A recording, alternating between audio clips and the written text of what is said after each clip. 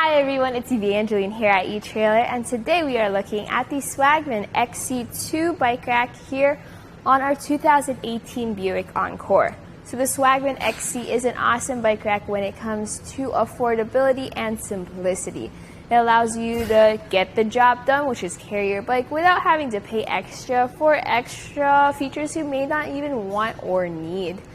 So the way this bike works is that this bike rack works is that our bike is mounted by one main mounting point, which is our ratcheting hook up here.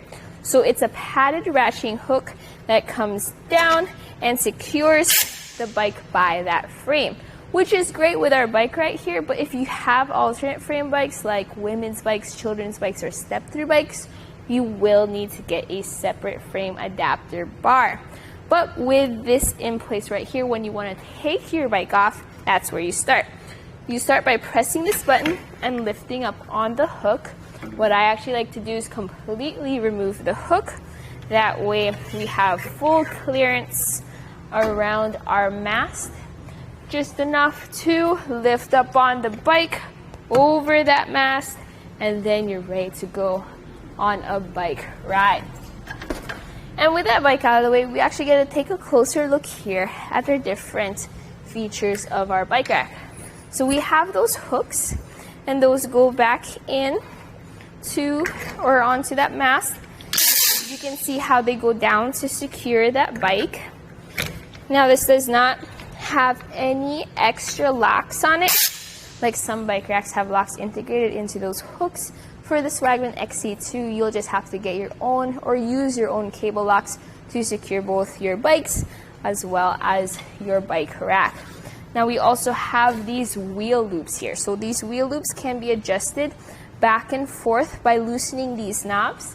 So you can move them that way or this way just to get the best fit with your different handlebars and seats. Here these have the maximum wheelbase capacity of 52 inches. As for your wheels, they can fit tire widths of up to 2.5 inches. With a 35-pound weight capacity, that's pretty average for a bike rack, and most of your regular bikes will be within that weight capacity. So just check that out if you do need a little bit more. Like if you have a heavy electric bike though, this may not be the best option. All right, so what if you want to access your hatch? What you need to do is you need to lower this mast. To do so, you pull this pin, and then that's it. You just lower the mast just like that. You can secure the pin right there, and then this will allow you to open up your door. See how there's clearance there? Then you can grab your helmets, your bags, your waters without having to take the bike rack off. And when you're done, you got what you needed to get. You can then put this back up into place, and then let's take some measurements. All right, so when you have this bike rack on your vehicle, there's going to be some length added. So I'm going to measure from our bumper to the end of the wheel hoops or wheel loops, and that's going to be 17.5 inches. Our closest point is going to be from that bumper to the end is going to be 5.5 inches of clearance over there. Our ground clearance underneath this bike rack is going to be 13 inches, and over by that shank right at the hitch, it's going to be 9 3/4 inches. So ground clearance is going to be very important with your Buick Encore because it is kind of low to the ground where that hitch rests. As you go up steep inclines like driveways or hills, you're going to appreciate that slight shank rise that this provides. And when you're ready to go around town, you're not planning on going for a ride just yet, but you still want to keep your bike rack on, you can move it into the portable position. To do so, you just pull these pins, lift up on that rack, and then put it back into place, secure it right there. So to get that pin, push that up, and then secure it just like that. See, that was really quick, really easy, and suddenly we're in the portable position. Let's take some measurements again. Now at the closest point is going to be to our bumper, and that's going to be 4 3/4 inches. With this in this position, you can easily even take it out of your hitch and put it into your trunk if you want to transport the bike rack itself. Note how this is folded up and everything is visible. Here are your windows, your taillights. Now your backup camera sits right behind your bike rack, so you're definitely going to see it in your camera. You'll still see around it, but it's going to be visible. Your license plate is mainly visible through the bike rack, but that's just something to consider. If you don't like this style, you can just move these down when you're transporting it. All right, let's talk about how this fits into our hitch.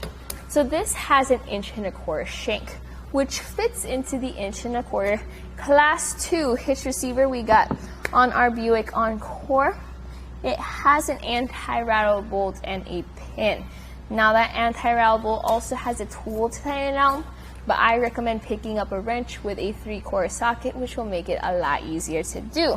But once you have that anti-rattle bolt in, notice how as I shake my bike rack, that connection right there is solid. Now your loops or your hoops may rattle a little bit if you don't have them fully tightened down by those wing nuts, so make sure those are secure.